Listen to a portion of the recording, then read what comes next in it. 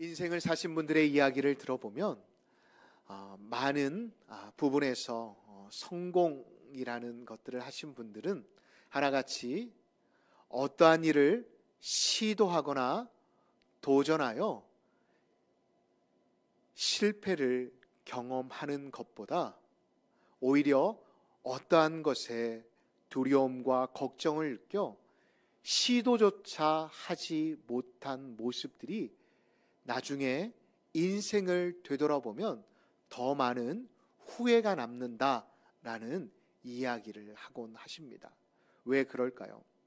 우리에게 찾아오는 인생의 기회들은 다시금 우리를 찾아오지 않을 뿐만 아니라 기다려주지 않기 때문입니다. 정신학자들은 이렇게 이야기합니다. 소극적인 태도가 인간의 무기력증을 가져온다라는 것입니다. 사랑하는 광남의 가족 여러분, 지난 2달의 시간 동안 여러분들이 하나님 앞에서 계획하고 준비하였던 일들이 얼마만큼 잘 진행되어지셨습니까?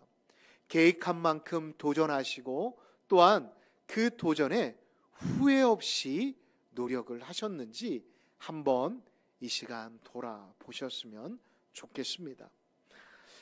많은 정신학자들은 이 소극적인 태도를 가진 사람들, 다시 말해 계획만 세워놓고 내 형편에, 내 주제에 내가 이런 일을 할 수 있겠어 라고 생각하는 많은 사람들은 하나같이 그러한 삶의 태도가 그 사람을 무기력하게 만든다라고 이야기를 합니다. 사랑하는 성도 여러분, 여러분들은 어떠하십니까? 너무나도 소극적인 태도로 인해 지금 여러분들의 삶의 자리가 무너져 있지 않는지 이 시간 여러분들의 모습을 돌아보셨으면 좋겠습니다. 정신학자들은 이러한 사람들의 특징은 절대로 자발적으로 적극적으로 행동하지 않는다라고 말을 합니다. 그리하여 그러한 사람들은 하나같이 하염없이 시간만 탓하며 시간만을 보낸다라고 말을 합니다. 시작하지 않으니 이룬 것도 없고 이룬 것도 없으니 자신감도 떨어지기에 그러한 사람의 삶의 특징은 하나같이 의심하고 불평하고 원망하는 부정적인 소리로 가득할 수밖에 없다라고 말을 합니다. 오늘 본문을 보니 삶의 자리를 너무나도 회의적으로 비관적으로 바라보며 살아가고 있는 한 사람이 등장합니다. 누구입니까? 바로 기드온입니다. 오늘 이 기드온을 향해 여호와의 사자, 하나님의 사자가 나타나십니다. 왜 나타나셨을까요? 오늘 본문인 6장 1절의 말씀을 보면 미디안이 7년여 시간 동안 이스라엘 백성들을 괴롭혔던 것입니다. 얼마나 괴롭혔는지 이 이스라엘 백성들이 하나님을 찾기 시작합니다. 자신들이 살기 편하고 자신들이 어찌 보면 하나님 없이 살아갈 수 있다라고 생각하였을 때는 하나님을 찾지 않았다가 그들이 삶의 자리에 궁핍함이 생기고 삶의 자리 가운데 어려움이 생기게 되자 주의 이름을 부르기 시작하였던 것입니다.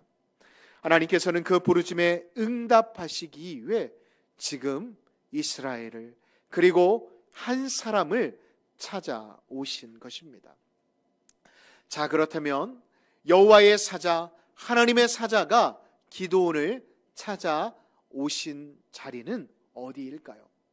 바로 기드온의 삶의 자리인, 다시 말해 집에 있는 상수리 나무에 하나님의 사자가 찾아와 앉아 계셨습니다. 그때 기드온은 무엇을 하고 있었습니까? 11절의 말씀을 보면 포도나무 틀에서 타작을 하고 있었다라고 성경은 말씀하고 있습니다. 이 사실을 통해 그의 직업은 포도농사나 또한 밀농사를 하는 농부임을 추측해 볼 수가 있습니다. 어찌 보면 하찮하고 어찌 보면 다른 사람들이 주목하지 않을 이 기드온을 하나님의 사자는 만나시기 위해 앞서 말씀드린 상수리 나무 아래에 오셨음을 성경은 우리에게 말씀하고 있습니다. 이 모습은, 이 말씀은 우리에게 무엇을 말씀하시고자 하시는 것일까요?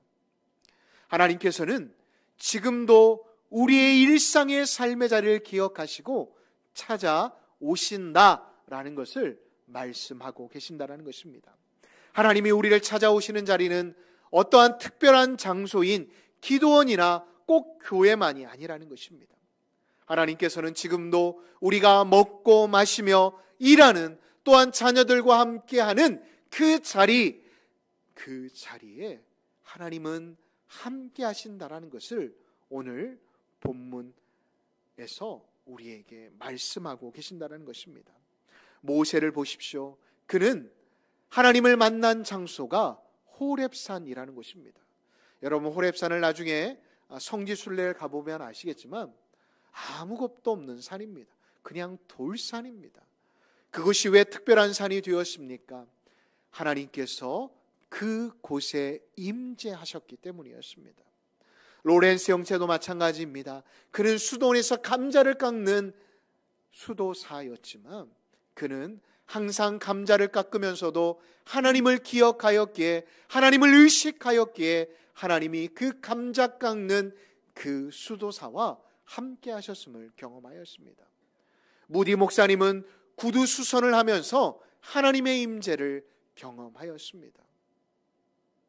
사랑하는 성도 여러분, 물론 하나님은 우리가 특별하여 우리의 삶의 자리가 곤고하여 기도원을 찾고 또한 교회 자리를 찾아와 하나님의 이름을 부르며 하나님을 찾을 때 우리를 만나 주시기도 하시지만 지금도 우리의 삶의 언저리에서 우리의 마음의 문을 두드리시며 나와 함께 대화하자라고 말씀하신다라는 것을 잊지 않으셨으면 좋겠습니다.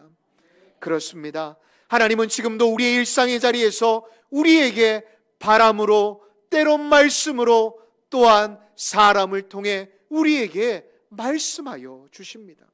지금도 우리와 함께 하심을 잊지 마시고 그 하나님과 함께 하심으로 말씀으로 말씀하시는 그 하나님을 매일의 삶의 자리 가운데 경험하실 수 있는 믿음의 사람들이 되시기를 예수님의 이름으로 축원합니다.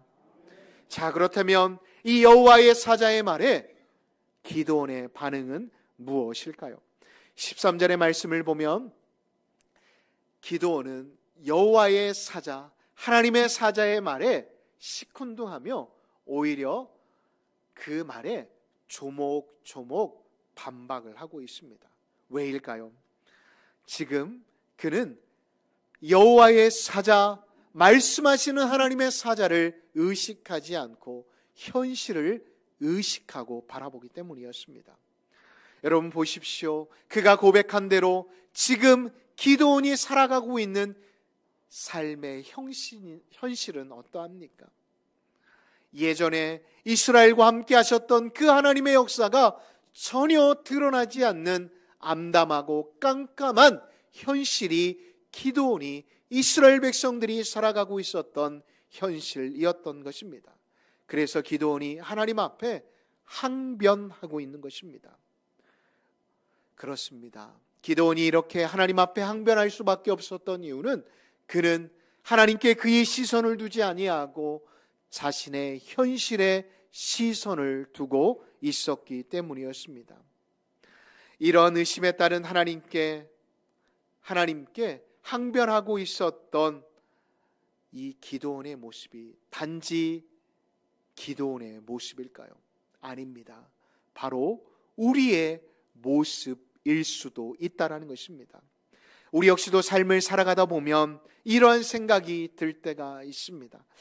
하나님께서 함께 하신다라는데 왜 나에게 이러한 일들이 일어나는 것일까? 순풍은 불어주시지 못한다 할지라도 역풍만은 막아주셔야 하는 게 아닌가라는 생각이 들 때가 있습니다. 하나님이 함께 하시는 증거보다 하나님이 나와 함께 하시지 않은 증거가 더 삶의 자리 가운데 많이 펼쳐져 있을 때 말입니다. 왜 하나님이 함께 하신다라는 생각이 들지 않는 것일까요? 그것은 앞서 말씀드린 것처럼 우리의 시선이 계속 현실에만, 상황에만 머물러 있기 때문입니다. 현실에만 머물러 있다 보니 우리 안에 무엇이 생기게 되어질까요? 우리의 마음 안에 의심이 생겨나기 시작하는 것입니다. 의심은 계속해서 나에게 결정장애를 일으킬 뿐만 아니라, 의심은 계속해서 내 삶을 움츠려들이게 할 뿐만 아니라 하나님을 조금씩 의식하지 않게 만들어버린다는 것입니다. 보십시오. 인간관계에도 의심이 생기면 어떻게 되어집니까? 좋았던 그 관계가 소홀해짐을 우리는 발견할 수가 있는 것입니다. 그러하게 우리는 어떻게 해야 할까요? 먼저 우리 안에 부정적인 생각을 하게 하는 사탄, 의심을 주게 하는 그 사탄을 경계해야 합니다. 정신학자들은 의심을 의심해 봐야 한다라고 말을 합니다. 내 의심이 과연 맞는 의심인지, 어디서 생겨난 의심인지, 혹 그 의심이 나의 한계나 무지에서 비롯된 의심이 아닌지 의심해 봐야 한다는 것입니다. 왜냐하면 우리의 의심은 우리의 한계, 경험적 한계에 의해 발생될 때가 많이 있기 때문입니다. 그때 의심이 우리 안에 작동되어지게 되어질 때 우리는 어떻게 해야 할까요? 하나님께서 기도원을 부르실 때 무엇이라고 부르고 계시죠? 큰 용사여라고 부르시고 계십니다. 여러분, 지금 기도원이 하는 행동과 기도원이 하나님께 답변하는 모습이 과연 큰 용사의 모습을 하고 있나요? 그렇지 않습니다. 너무나도 어색하고 부자연스러워 보이는 상황입니다. 그런데 왜 이렇게 큰 용사여라고 부르실 때 기도원뿐만 아니라 이 본문을 읽는 우리들이 어색하고 부자연스럽게 느껴지는 것일까요? 그것은 다른 데 있지 않습니다. 우리가 한 가지의 전제 사실을 잊고 있기 때문입니다. 무엇일까요? 기도원을 지금 누가 부르고 계십니까? 누가 부르고 계시죠? 하나님이 부르시고 계신다라는 것입니다. 기도원의 현재 상태보다 더 중요한 것은 지금 그를 누가 부르고 계시냐라는 것입니다. 하나님께서 기도원을 부르고 계신다라는 것입니다. 하나님이 용사라고 하면 용사인 줄 믿으십니까? 그렇습니다. 기도원이 잘나서가 아닙니다. 하나님이 크신 분이시기에, 하나님이 전지전능하신 분이시기에 큰 용사가 될 수 있는 것입니다. 여러분 한 분 한 분을 향하여 하나님께서도 지금 부족한 저를 통해 이렇게 말씀하십니다. 사랑하는 아들아, 너는 큰 용사다. 사랑하는 딸아, 너는 내 앞에서 큰 용사다 라고 말입니다. 하나님께서는 미련한 자를 통하여 지혜로운 자를 부끄럽게 하심을 믿으십니까? 그렇습니다. 여러분들은 큰 용사입니다. 하나님은 작은 자를 들으셔서 큰 자로 변화시킨다는 것을 잊지 마시기 바랍니다. 우리 안에 의심이 생기게 되어질 때 우리가 해야 할 첫 번째 일은 무엇일까요? 그것은 다른 데 있지 않습니다. 앞서도 잠깐 언급드린 것처럼 우리의 시선을 환경에 두는 게 아니라 하나님께 두는 것입니다. 기억하십시오. 한번 PPT를 띄워주실까요? 믿음은 자신에게 집중하는 게 아니라 하나님께 시선을 돌리는 것입니다. 우리가 다 같이 한번 읽어볼까요? 믿음이란 자신에게 집중하는 것이 아니라, 자, 다시 한번 해보도록 하겠습니다. 믿음이란 자신에게 집중하는 것이 아니라 하나님께 시선을 돌리는 것입니다. 그렇습니다. 내가 의지가 아무리 강해서 믿습니다. 믿습니다. 100번 해보십시오. 여러분, 그러한 고백에는 절대 변화가 일어나지 않습니다. 우리의 시선을, 우리의 마음을 하나님 앞에 두게 되어질 때 변화가 시작되어지는 것입니다. 보십시오. 제자들이 물고기 2마리와 보리떡 5개를 가지고 나왔을 때 그거 가지고 어떻게 먹냐라고 힐난을 합니다. 그런데 왜 제자들이 이렇게 물고기 2마리와 보리떡 5개에 불평을 하였을까요? 지금 이 제자들 역시도 그 물고기 2마리와 보리떡 5개가 누구의 손에 들려있는지는 보지 못하고 단지 눈에 보이는 물고기 2마리와 또한 보리떡 5개에 집중이 되어 있었기 때문이었습니다. 사랑하는 광남의 가족 여러분, 주님의 손에 붙들리게 되면, 주님이 함께 하시면 우리의 모든 불편하고 불행한 상황이 역전되어짐을 믿으십니까? 그렇습니다. 기억하십시오. 우리는 단지 하나님의 손에 붙들림 바 되면 변화가 일어나게 되어짐을 잊지 마시기 바랍니다. 아무리 상황이 좋지 않더라도 하나님의 손에 붙들리면 하나님의 역사가 우리의 삶의 자리에서 일어나게 되어집니다. 이 사실에 대해 사도 바울은 로마서 8장 37절을 통해 이렇게 고백합니다. 그러나 이 모든 일에 우리를 사랑하시는 이로 말미암아 우리가 어떻게 이긴다고요? 어떻게 이긴다고요? 넉넉히 이긴다라고 말을 하고 있습니다. 여기서 이긴다라는 단어는, 넉넉히 이긴다라는 단어는 승리 이상을 의미합니다. 헬라의 원어로 직역해보면 압도적인 승리를 의미하는 것입니다. 이번 한 주 앞으로 하나님을 믿는 믿음으로 서는 그때 우리에게 주어지는 승리는 완전한 승리임을 믿으시기 바랍니다. 완전한 승리, 완벽한 승리임을 우리가 믿는다라고 한다면 더 이상 우리 안에 생기는 불안으로 발생되어지는 의심을 차단하시기 바랍니다. 물론 우리의 힘으로는 할 수 없습니다. 우리 힘으로는 할 수 없지만 누가 우리와 함께 하십니까? 바로 하나님이 나와 함께 하심을 믿으시기 바랍니다. 보십시오. 그 완벽한 승리가 어떻게 이루어지는지 사사기 7장 9절의 이후의 말씀을 보면 이렇게 말씀하십니다. 그 밤에 여호와께서 기드온에게 이르시되 일어나 진영으로 내려가라. 내가 그것을 누구의 손에 넘겨주었다고요? 내 손에 넘겨주었다라고 말씀하고 있습니다. 이 승리의 비결은 어떠한 승리의 비결과 동일하게 느껴지십니까? 바로 여호수아가 가나안 땅을 정복할 때와 동일합니다. 겨우 300명을 가지고 여러분 무려 13만 5천 명의 연합군의 군사를 물리쳤음을 성경은 기록하고 있습니다. 이것이야말로 압도적인 승리가 아니고 무엇이겠습니까? 하나님의 일하시는 모습은 우리의 상황이나 조건에 결코 굴복되어지지 않습니다. 하나님의 일하심은 인간의 방해를 받지 않는다라는 것입니다. 지금 내가 하는 일이 성공했느냐가 문제가 아닙니다. 하나님이 나를 부르시고 지금 여러분들의 가정과 직장과 사업장에 왜 여러분들을 부르셨는지를 바로 알고 그 부르심에 합당하게 내 삶을 살아가게 되어질 때, 비록 눈에 보이는 환경이나 상황이 너무나도 힘들고 답답하여 어찌할 바 몰라 발을 동동 구리고 있다 할지라도 하나님은 곧 그 상황을 하나님의 때에 하나님의 방법으로 역전시키심을 믿으시기 바랍니다.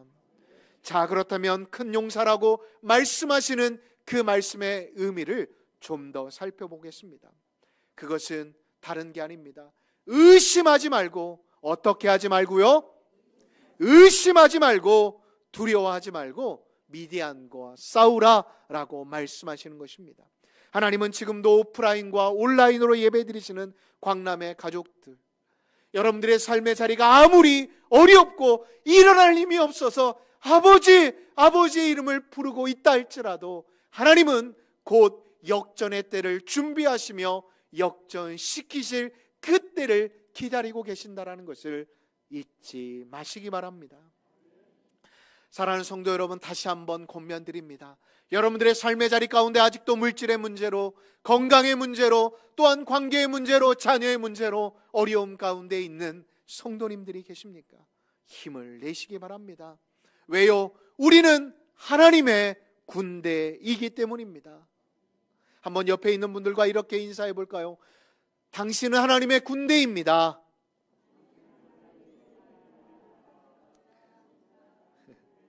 그렇습니다. 여러분, 저를 바라보십시오. 내가 누구인지, 내가 하나님의 군대인지를 아는 것도 중요하지만 그 군대를 나를 이끄시는 분이 누구이신지를 아는 것이 더 중요합니다. 사랑하는 광남의 가족 여러분, 지금도 여러분들의 삶을 주관하시고 인도하시는 분이 누구이십니까? 그렇습니다. 그냥 하나님이 아니십니다. 만군의 여호와 하나님이심을 잊지 마시기 바랍니다.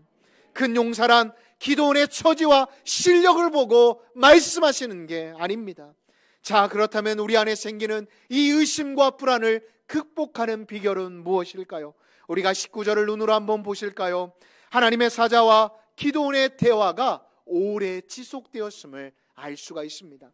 그래서 손님인 하나님의 사자를 대접하기 위해 기도원이 음식을 가지고 나옵니다.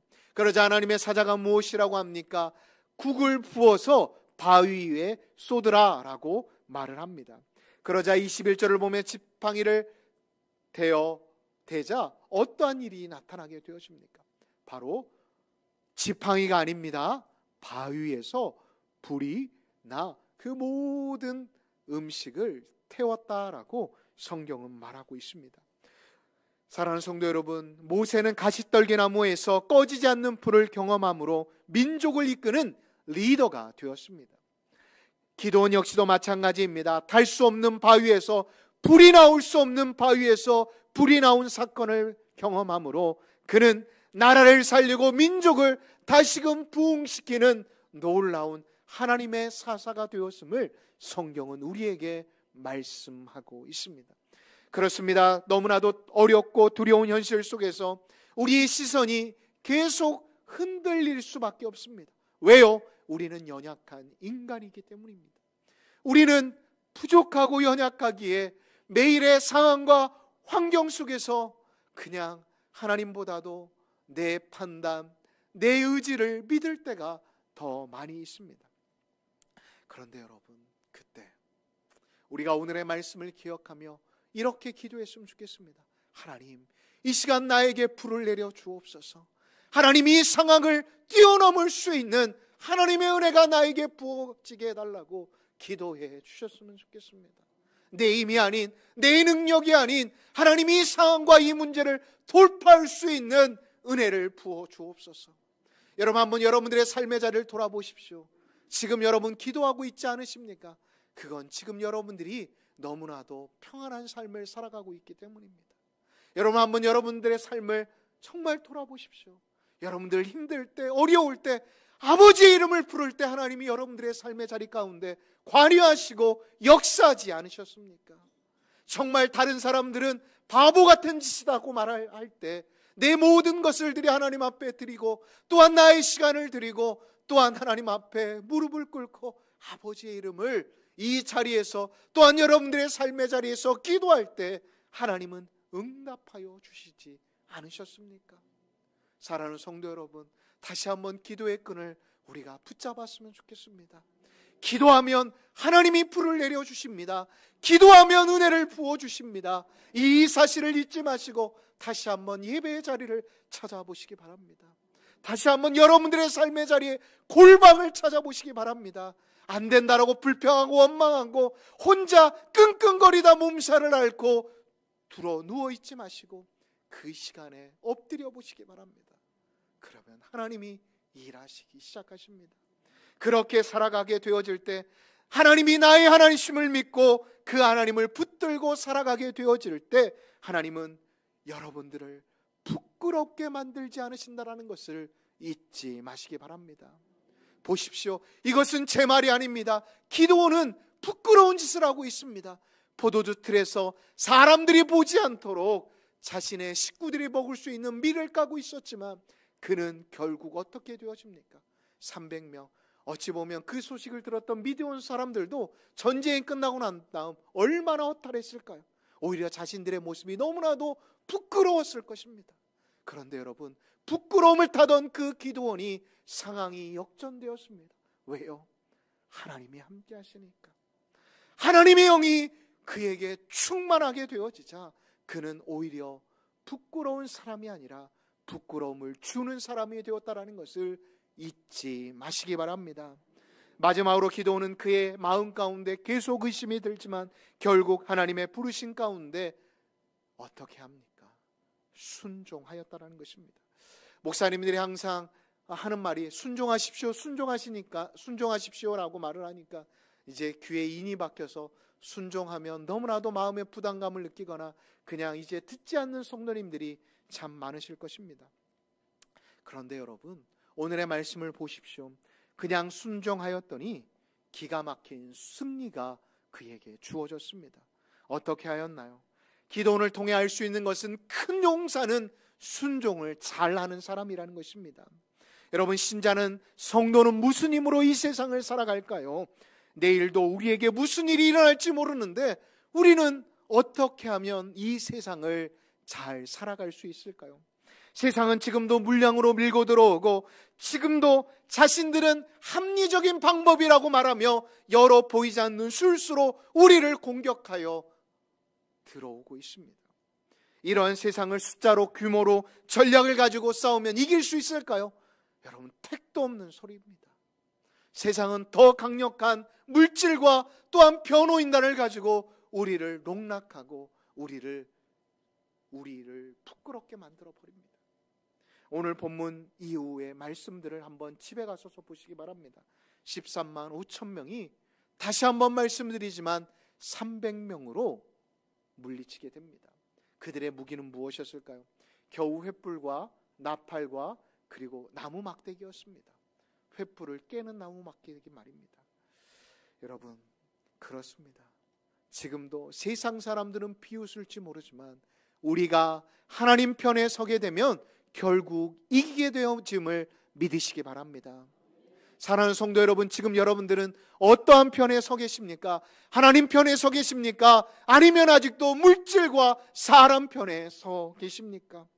사랑하는 성도 여러분, 세상 사람들은 지금도 외적인 조건을 가지고 우리를 비아냥거리며 우리를 조롱합니다. 그런데 우리 역시도 그래? 네가 그렇게 나와? 하고 우리 역시도 세상적 자신감을 가지고 그 사람들이 가지고 있는 가지고 나아가게 되면 우리는 한 방에 갈 수밖에 없습니다. 우리가 가져야 할 것은 하나님을 향한 신뢰, 믿음임을, 순종임을 잊지 마시기 바랍니다. 여러분, 다시 한번 PPT를 띄워주실까요? 믿음은 자신에게 집중하는 게 아니라 누구에게 시선을 돌리는 것이라고요? 우리 다시 한번, 다 같이 한번 믿음이란 하면 여러분들이 따라서 읽어주시기 바랍니다. 믿음이란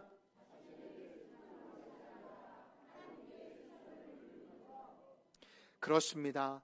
하나님의 말씀 앞에 이성적인 논리를 넘어 아멘으로 화답하며 또한 순종하는 삶을 살아간다라고 한다면 하나님은 우리의 삶의 자리 가운데 봉착하여 있는 무거운 문제와 어려운 문제, 그 모든 것들을 이기게 하실 뿐만 아니라 또한 나를 부끄럽게 하려고 하는 자들을 부끄럽게 하신다라는 것을 잊지 마시기 바랍니다.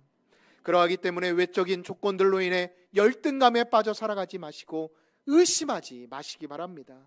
지금도 저와 성도님을 향해 하나님은 이렇게 말씀하십니다. 사랑하는 아들아, 사랑하는 딸아, 너는 내 앞에서 큰 용사다. 아멘이십니까? 그렇습니다.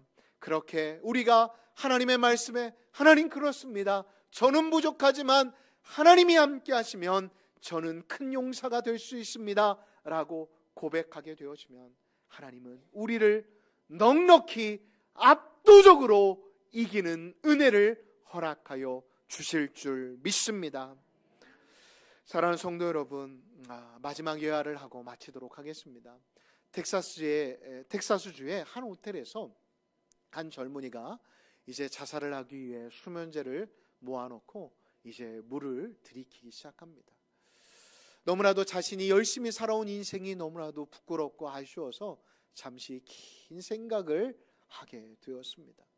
그런데 그때 마침 어릴 때 어머니가 들려주셨던 말씀이 주마등처럼 스쳐 지나갔습니다. 사랑하는 아들아, 너는 이 사실을 꼭 기억하렴. 하나님이 언제나 너와 함께 하신단다. 그리고 하나님은 너의 피난처가 되어 주심을 잊지 말아라 하셨던 그 어릴 때의 어머니의 음성이 주마등처럼 스쳐 지나갑니다. 그때 그는 무릎을 꿇고 하나님 앞에 기도합니다. 하나님, 지금 세상 사람들은 나를 잡으려 하고, 세상 사람들은 나를 비웃고, 세상 사람들은 너는 더 이상 가망이 없다라고 말을 하고 있지만, 하나님, 이 시간 나에게 이 음성을 들려주신 이유는 무엇입니까? 하나님, 나에게 말씀하십시오. 그러자 말씀은 들리지 않았지만 이 젊은 청년의 그 마음에 두려움과 걱정과 의심으로 가득 찼던 모든 부정적인 생각들이 가라앉고 평안이 찾아오게 되었다고 합니다. 그리고선 이렇게 외쳤다고 합니다. 하나님, 하나님이 나의 피난처가 되어주신다고 말씀하셨으니 나의 피난처가 되어주십시오. 그리고 호텔 문을 박차고 나가 자신을 믿고 투자하였던 투자자들을 만나 설명하기 시작합니다. 투자자 여러분, 저를 믿고 투자하셨는데 상황이 이렇게 되어 너무나도 죄송합니다. 그런데 저에게 다시 한번 기회를 주십시오. 하나님은 나의 피난처가 되어주신다라고, 하나님은 지금도 나와 함께 하신다라는 말씀이 저의 마음 가운데 있습니다.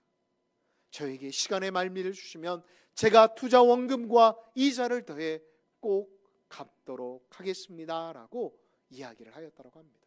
그런데 놀랍게도 자신에게 가장 큰 투자를 하였던 두 사람이 시간을 주었을 뿐만 아니라 투자금을 주어 그 젊은이가 다시금 사업을 할 수 있도록 독려를 해 주었다고 합니다.